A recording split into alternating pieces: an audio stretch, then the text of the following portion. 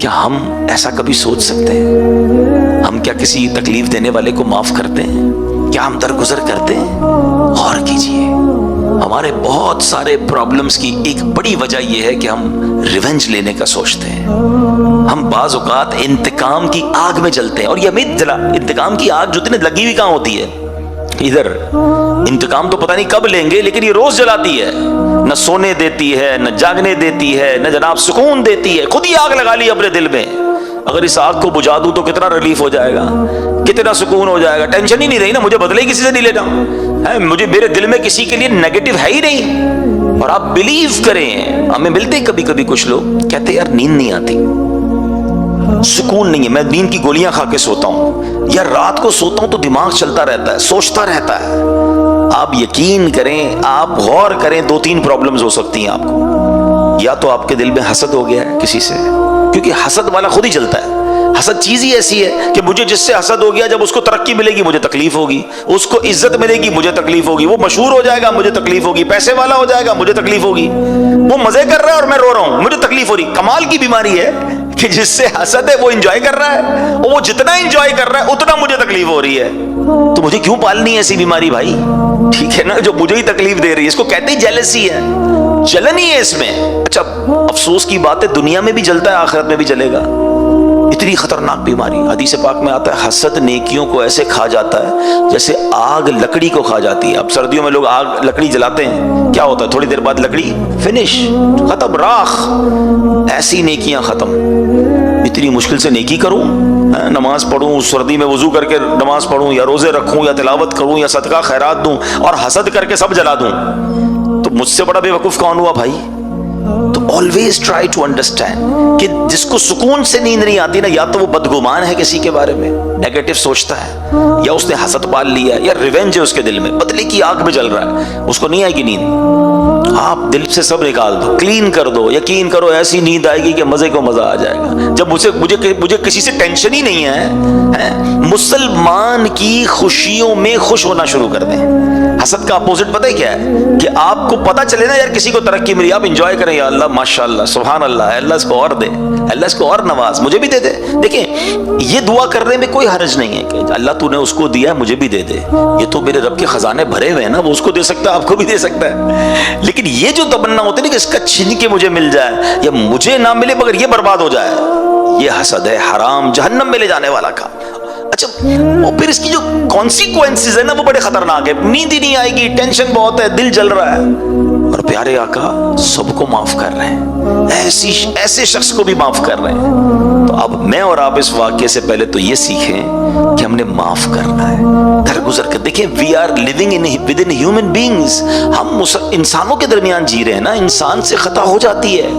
آپ اگر باس ہیں، ایچ او ڈی ہیں، تو آپ کے کسی ساتھ کام کرنے والے سے مسٹیک ہو جائے گی، آپ شوہر ہیں تو بیوی بچوں سے مسٹیک ہو جائے گی، والدین ہیں تو بچوں سے مسٹیک ہو سکتی ہے، آپ کوئی کہیں بھی ہیں آس پاس کے لوگ مسٹیک کریں گے۔ اچھا میں خود بھی تو کرتا ہوں نا، آپ بھی تو کرتے ہیں، آپ دوسروں کی مسٹیک یاد کر رہے ہیں، اپنی مسٹیک کیوں بھول رہے ہیں بھائی؟ آپ کی مسٹیک پکڑنے والا کوئی اور ہے، مگر آپ دوسروں کی مسٹیک چھوڑ نہیں پا رہے، نہ کریں ایسا۔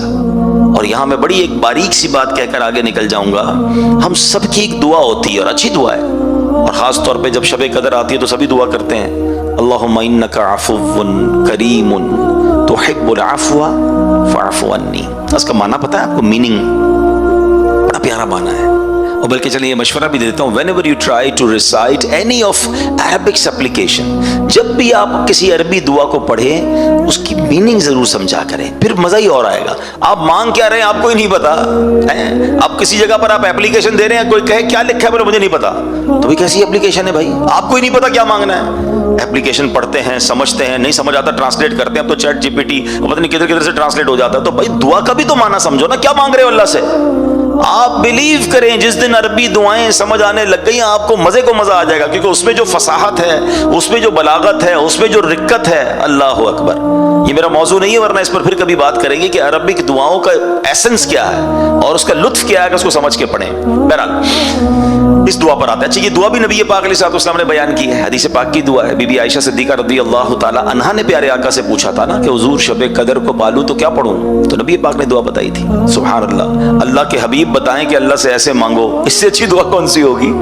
डायरेक्ट क्वेश्चन आंसर मिल गया ना। आप कहते हैं ना पेपर आउट हो जाए, पेपर आउट ही तो कर दिया नबी पाक ने। जिससे मांगना है उससे ये ऐसे मांग लो, रब के हबीब बता रहे हैं। लेकिन इस दुआ के माना क्या? अल्लाहुम्मा इन्नका अफ़ुव्वुन, ए अल्लाह तू माफ करने वाला है, तुहिब्बुल अफ़्वा, माफी को पसंद करता है, फ़अफ़ु अन्नी, मुझे भी माफ कर दे। Look at the beautiful way to ask. मगर अब मैं आपसे एक सवाल करना चाहता हूं। मैं अल्लाह से तो ये कह रहा हूं अल्लाह तू माफी को पसंद करता है, मुझे माफ कर दे। मैंने बंदों को माफ कर दिया है?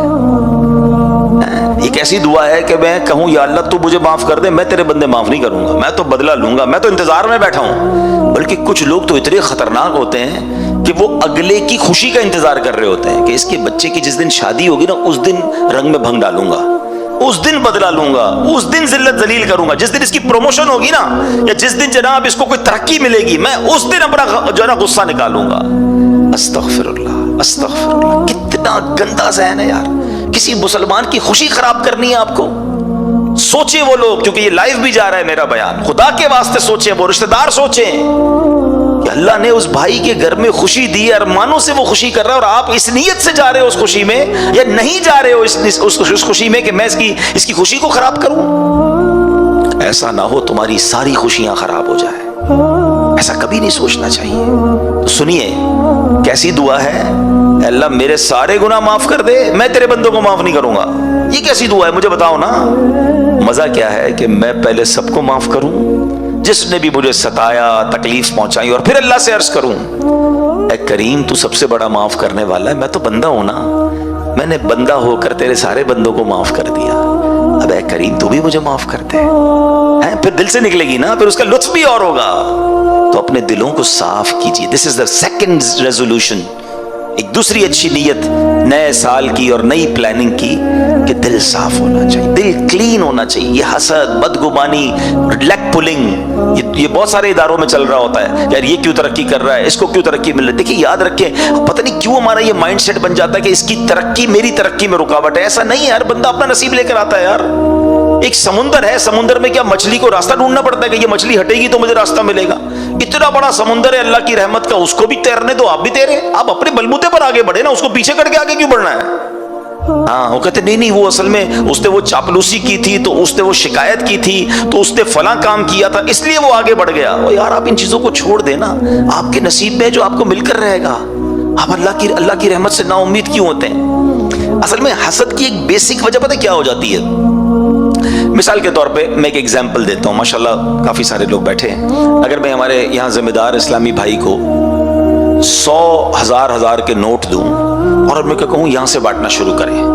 अब इस वक्त 100 से ज्यादा इस्लामी में बैठे, मिसाल दे रहा हूँ, काफी सारे, ये यहाँ से शुरू करें, हजार का सबको नोट दें। अब मैंने ऐलान भी कर दिया कि 100 नोट है, 1 लाख रुपए है, जनाब सब में हजार बांट दें। तो इधर बैठने वाला कोई बंदा सोच सकता है कि यार ये जो भाई 100 नोट बांटेंगे तो यहाँ की तो बारी नहीं आई, खत्म हो जाएंगे। तो वो हो सकता है यहाँ से खड़ा हो और आगे जाके लाइन तोड़कर अपना 1000 रुपए ले ले, क्योंकि मेरी बारी में तो खत्म हो जाएंगे इनके पास। अव्वल तो ऐसा करना नहीं चाहिए, लेकिन लॉजिकली तो समझ आता है ना कि है ही 100 नोट, बंदे 200 हैं। अच्छा, इनके पास 100 है तो बाकी को टेंशन हो रही है। अल्लाह के पास तो महदूद नहीं है ना, उसके खजाने तो भरे हुए हैं ना। हम ये क्यों सोचते हैं कि इसको मिलने से पहले मुझे मिल जाए वरना खत्म हो जाएगा? नहीं खत्म होगा। उस करीम के खजाने भरे हुए हैं, वो जब से दुनिया भरी बांट रहा है। अल्लाह से ये कहो ना, अल्लाह तू इसको दे रहा है, मुझे भी दे दे। जो इसको दे सकता है वो आपको भी दे सकता है। इज्जत आपको दी है, उसको दी है, आपको भी दे सकता है। शोहरत उसको दी है, आपको भी दे सकता है। दौलत उसको दी, आपको भी दे सकता है। अल्लाह से मांगो ना, उसका छीनना क्यों है, उसका बर्बाद क्यों करना है? यही वो मिस्टेक है जो हमें समझ नहीं आ रही।